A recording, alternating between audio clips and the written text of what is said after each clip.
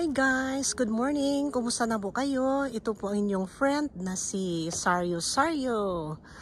Ako po ay babati po sa inyo ng magandang umaga from Bodega Bay, California. Kumusta na po kayo guys? Good morning to all of you. Ang time ko dito ay magna 9 o'clock na ng umaga.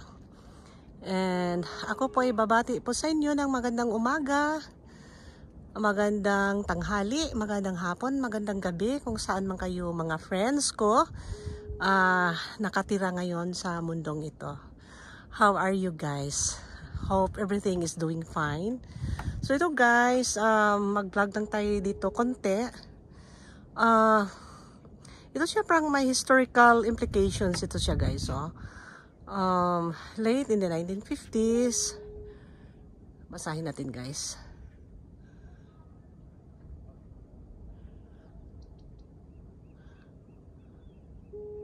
1950s pa pala to siya. Gagawin sana nilang nuclear power plant, atomic park, construction of the atomic park, 1960s, so napakatagal na nga panahon. Pero na-stop siya dahil dangerous daw ito siyang area kapag i-construct itong nuclear power plant na ito.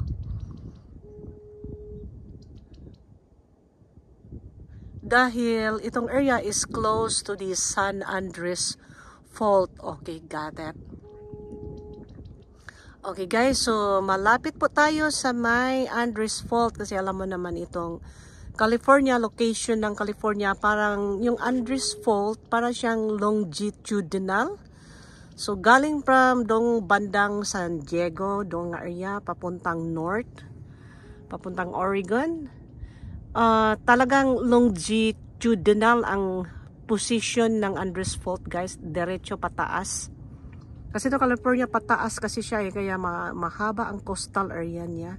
So dapat pala ito siya gagawing nuclear power plant pero hindi natuloy dahil pinapa-halt ng mga citizen dahil in 1964 dahil sa location ay dangerous in case puputok ang Andres Fault. Alam mo naman yung Andres Fault. Popular yan siya sa yung, earthquakes. Kung magka-earthquakes, bibitak yan. And then, of course, we're gonna have an earthquake. So, ganun lang kasimple guys. So, pinapa-stop pala ito siya. Dapat, kaya pala may hole siya guys. May butas siya dyan sa gitna. And then, siguro, sa pagbubutas na dyan, may lumalabas na tubig dahil malapit sa dagat.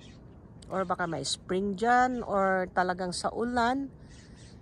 Halo-halo na yung tubig dyan. It looks very clear guys. Ano siya? Clear siya tahimik. Tapos may butas and then ginasarado siya dahil, nobody wants you to go there kasi baka mamaya ma-vacuum ka dyan sa tubig, mahulog ka dyan without a trace. So, kaya binabakuran nila ito guys. Hanggang tingin lang tayo. So ito guys, ito ang Bodega Bay head, yan nga area. Kasi yan ang, of course, that is the bay, the Bodega area. Cove style siya. Doon naman sa dulo, Bodega, Doran Beach. Campground, fishing ground nga area. And dito din sa side ko, campground din and fishing area. Okay guys. So pinaikot ko lang yung camera guys. Yan. Kita ko lang kasi na-interested din ako to explore this. Kung anong meron dito guys. Try natin i-close up, i-zoom in. Yan ang tubig niya guys, napakalinaw. Very clear. So I don't know kung gano'n siya kalalim, but it looks like butas siya. Hole talaga siya, so talagang dito sana gawin nila yung nuclear power plant. Hindi natuloy, again, dahil sa malapit sa may Andres Fault. Alright guys, very beautiful. So guys, ikot ko yung camera. I-continue natin magbablog papuntang baba doon. Yung doon kami nagka-camping at saka nagbe-build up na rin yung mga fishermen dahil mag 9 o'clock na ng umaga, although low tide tayo, paakyat na yung tubig, so nagpo-position na yung mga mangingisda natin para mangisda, of course. Pag low tide. Okay guys, so doon kami nga area nagpa-park, hindi masyadong nakita but that's the area over there. Okay guys, I'll see you there. Okay.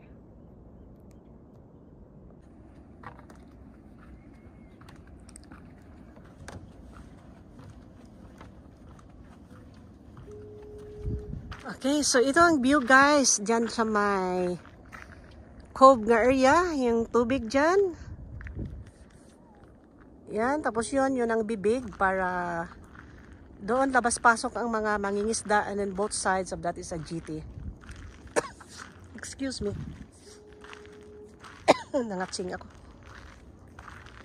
So ito guys, yung mga pamilya, nagpo-position na sila dyan dahil weekend ngayon, Saturday po tayo. Nagpo-position na yung mga families nga magbi-visit itong area. Mamaya guys, saturated na to. Marami ng mga tao dito mamaya. Ngayon, medyo konti pa dahil maaga pa. And then, mas sobrang init sa California, 90s, 100 degrees sa valley. So, sigurado mapuno to mamaya. So, doon kami naka-park guys. Kita natin yung mga campers. Yan, including me. Naka-position na po.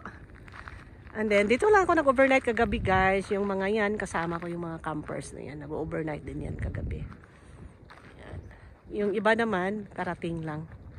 So, ito guys, ang forma. Dadadang. Silipin natin yung Counting Cove doon sa may baba. Small beach area doon naliligo yung mga tao doon. Okay. And then, as we go along, papunta tayo doon, pabalik na tayo doon sa area natin. Okay guys, see ya.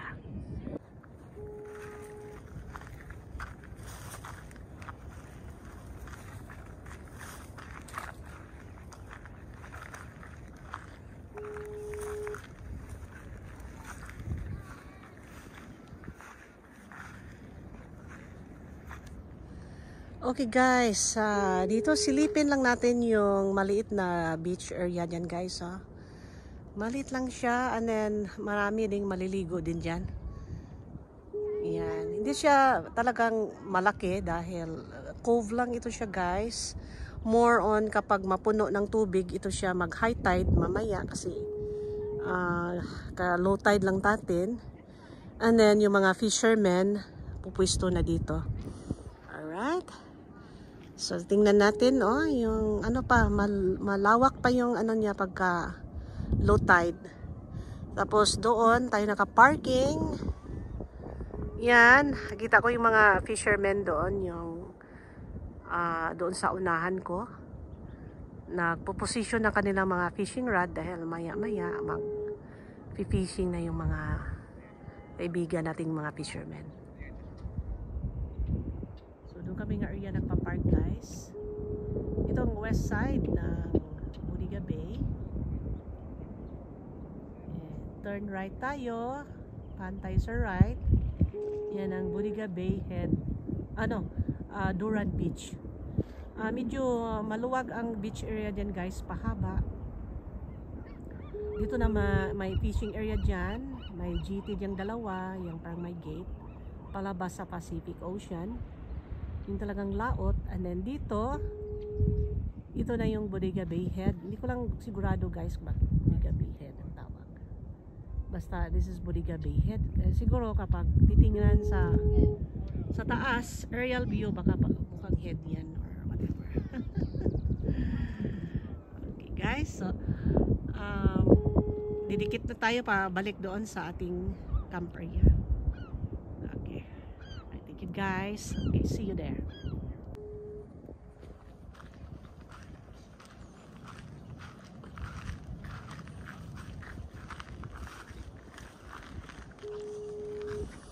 Okay guys, dito na po tayo kung saan kami naka-park. Nahilira kami dyan mga campers. Dito si Manang nag-i-enjoy sa kanyang coffee sa umaga. Yan. So ito guys ang view, Doran Beach. Yan. Okay, so it looks like ang tubig umaakyat na. We're getting high tide. So ano na tayo, high tide, and then here we go na yung mga mangingisda natin. So ito guys, ito yung papuntang bundok. Yan, doon sa may mismong Bodega Bay Head. So may state park din doon guys nga pwede ka mag whale watching. Pero panahon ng November guys, so taglamig. And hindi ko nasubukan mag whale watching din guys kasi hindi timing sa vacation ko. So hopefully naman one of these days magawa natin yan. Mai-vlog natin. Okay, so ito mga campers na mga friends natin. So sunod-sunod kami dyan guys. Yan. Doon din ako nakaparking sa unahan. Doon nga area guys. There we go. So, mamaya mapuno na ito guys yung mga empty space na yan. Mamaya mapuno na yan dahil it's a weekend. So yung kapitbahay ko doon, yung pick up truck doon, nagpe-prepare na for fishing. Nakahilira na yung mga fishing rod niya. Tamang-tama mag-high tide. Ano na siya, ready na siya. So maaga siya kanina dumating na 6 o'clock. 9 o'clock na po tayo. Right guys, so silipan natin dito sa baba ang itsura ng ating shoreline. Kanina naglakad kami dyan, nilalakad ko yung mga aso. Maluwag pa yun kanina guys, maraming lumot, pero ngayon ang lumot na tabunan na dahil umaakyat na yung tubig. Okay, so doon sa kabilang side, yun, that's the beach area, Bodega Bay Head. And there's the GT where you can go fishing over there. There's a lot of crabs guys over there, sabi nila. Panahon ng Danjena season, mga ano daw, November daw yan, so cold season. So kung pupunta ka dyan, yung opening na yan, papunta ka na ng laot dyan, but those GTs there are maraming fishermen there.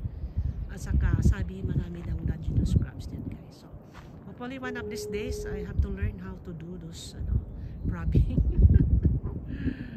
Okay guys, may aso doon, naglalaro. Aso! Okay, kasi meron pa rin shoreline, no? Pero almost covered na rin guys yung area na yon. Kanina maraming nagko-coastal foraging dyan, pero ngayon medyo covered na siya ng tubig, so umaalis na yung mga tao doon. Tapos may mga ibon ding nangingisda. So basically guys, walang editing ito ngayon ha. Walang color, walang mga lots. Ano lang ito, yung pure talaga nga straight from the camera vlogging. So again, I'm using my iPhone 13 na camera. I like this camera guys kasi yung okay siya, 13, tapos may 14 ako, bumagsak na basag ang screen. Pero 15, hindi mo na ako bumili kasi sabi you don't have to. I'm gonna go crazy updating my phone. But my favorite phone talaga guys, if you ask me, sa mga iPhone is iPhone 11, iPhone 12, iPhone 13. For me ha, I like using this kind of camera kasi parang ano siya yung very easy, and then magandang kulay niya guys. Yan. Ang iPhone 14 ko, bihira ko nang magamit yan, mabigat siya eh. My iPhone 11 Pro talaga is my favorite. Itong iPhone 12 din, okay din siya, but iPhone 13, I like iPhone 13 Pro. So this is the video look of iPhone 13 Pro guys. Okay, so again, didikitan naman natin uli yung kung saan tayo nanggaling. Yung guys. Alright, okay, see you over there. Bye-bye you.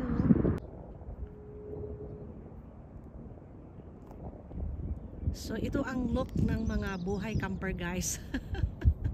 Maghihilira lang kami kahit saan, kung saan man kami makapark, then here we go. Okay, So, ito, big space ito guys. And then mamaya, I expect mapuno ito mamaya. Tapos, doon ako galing. Tapos si Manong Kuya Uncle, nag-i-enjoy siya niyan sa iyang coffee. Alright, okay, balik na tayo doon guys. Okay, see you there.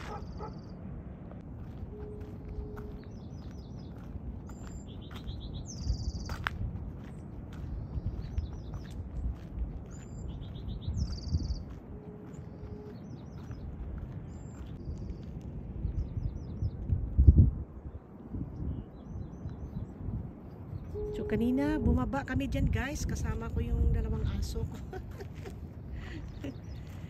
Binitbit ko na lang yung isa kasi mukhang takot, tapos yung isa, yung itim, gustong gusto niya talaga, naglakad pa siya sa tubig. Pero iniingatan ko yung aso na yan guys, dahil siya yung nagko-collapse, may heart problem, kaya hindi ko rin siya masyadong pinapagod. Nagmi-maintain po siya ng gamot. Siya yung yung maliksi, yung kiti-kiti, pero siya pa yung may sakit. 14 years old din guys, terrier mix, tapos yung isa naman ay Maltese, matanda na yun guys, 16 years old. Mahina na rin siya, and then ganun lang, bit-bit ko sila palagi kasi matanda na eh, kasi this is the time where they needed me most. So bit-bit ko sila wherever I go. May nangisda natin kaibigan. Hello. Anong tawag dito? Heron? Puti siya. Taas ang liig, nangisda siya. Yan. Kanina, nakita ko yung kanina. Tapos, early morning may nagda-dive na eagle kanina eh. Hindi ko lang na-catch kasi ang bilis niya. Doon siya banda nagda-dive ng isda. Ang ganda niya tingnan, pero hindi ako prepared. Hindi ko siya na-catch. Tapos may boat na guys, unti-unti na siyang lumabas dahil umakyat na yung tubig. Kanina wala ko nakitang boat kanina eh, kasi super low tide guro, or gusto nilang more higher pa, kasi konti na lang naiwan dyan guys, nga yung area nga tubig. Pero pwede pa rin siguro madaan na ng boat, but I think these guys nag-ingat din. Ayan na, masadsad yung boat nila. Yan. May dyan guys, palatandaan kung saan sila dadaan, para guided sila saan sila palabas, pabalik. Alright, so paut na yun siya sa laot. And good luck to you, fisherman. Good luck sa inyo. I hope marami kayong isda madala pagbalik nyo ha. And ingat po kayo sa laot. Ito naman si, ano to siya, eagle. Susundan ko siya guys. We'll see kung magda-dive yan. Ganina nagda-dive yan siya. I'm not sure kung the same bird yan. Pero ang ganda niya tingnan kaninang umaga. Hindi ko lang nakuna ng video kasi I was not prepared that time. Pero hindi pa siya sa tubig, nag-dive. Ano lang siya, yung nagmamanman. Ayan, so medyo malayo na siya. Okay guys, see you. I'm getting close to my area, my parking area.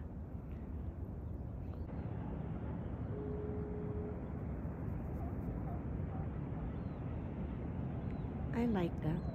Beautiful, inspiring. Going places with smile, of course.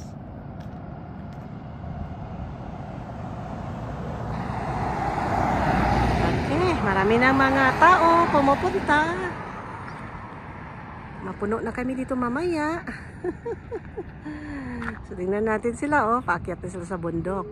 Noon sila sa may fronting the Pacific Ocean.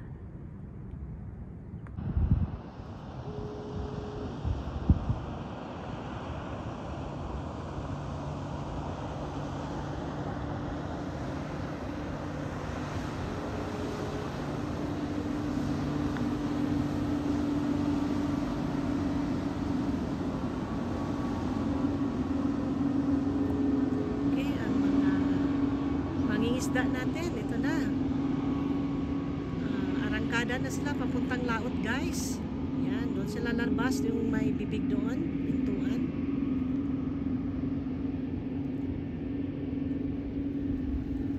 And then dito naman si friend natin, nagfi-fishing din siya. Uy, lumipad guys. Lumipad na. Ano ko kaya siya? Tinakot ko kaya siya. Lumipad eh. Yun, malayo na siya. Ang ganda niya tingnan kanina. Tingnan naman yung wave guys, oh. Pumapalo. Dahil may dumaan na boat. So, ganun lang yan siya guys. Nag-wave lang siya dito kapag may dumaan nga boat. Or yung pa-high tide. Medyo pinupush na yung tubig papuntang shoreline. Beautiful ang umaga natin. And thank you God, with the grace of our God, our planet Earth, we are still here. Alright, so mga lumot. Natakipan na yung mga maraming lumot. And then, yung iba lumulutang na rin. At saka, totally covered na siya ng tubig yung area na yun guys. Kanina, ang saya-saya ng mga coastal forager natin. Doon, marami sila kanina na kumukuha ng mga clams. Ngayon, wala na po sila kasi nag-high tide na. Past 9 na in the morning. Tapos yung kapitbahay kong mangingisda, kanina pa siya guys, umaga yan siya. Naka-prepare yung ano niya, yung fishing rod para may pagka-high tide na nito, ready na po siya. Alright. Ito naman ang area ko guys. Yan. Solar power ko dyan. Para marami tayong kuryente. Okay. Alright.